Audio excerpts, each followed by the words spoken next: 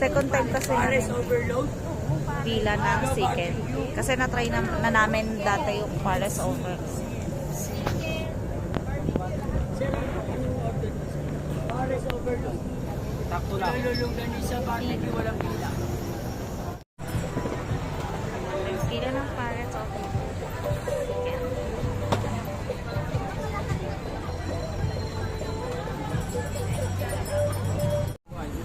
Pila pa din. Pares yan. Pares. Ayan na si Diwata.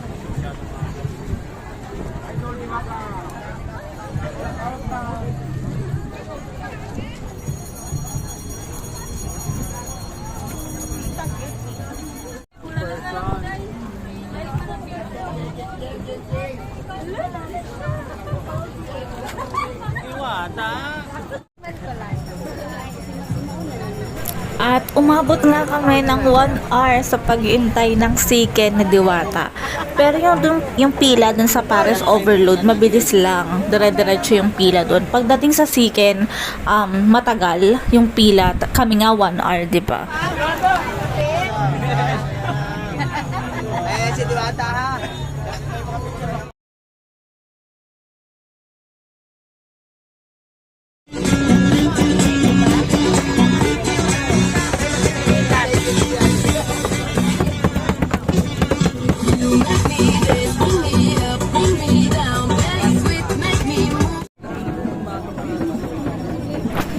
So, ayan na nga. Ito yung chicken. Malaki naman talaga siya for its price. Okay na under rice, may soft drinks ka pa. Malaki yung chicken. Masarap yung balat. Malasa naman.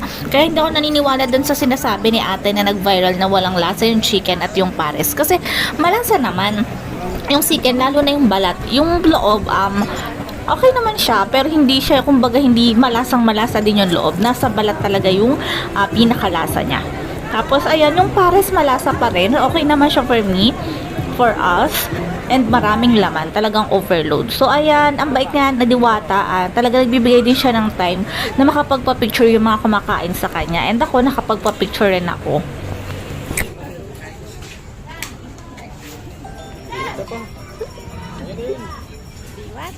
Hello.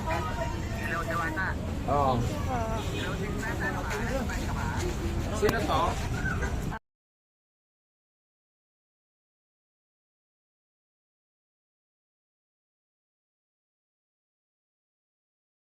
So, ayan. Ang dami pa rin talagang tao. Sunday din kasi. Tinake out namin yung natirang chicken.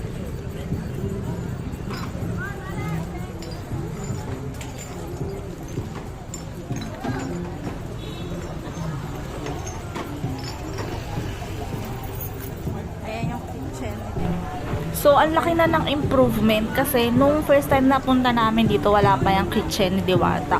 Tapos, sa labas pa yung pila. Ngayon, ayan, may maganda na siyang kitchen. Tapos, yung pila doon na sa loob.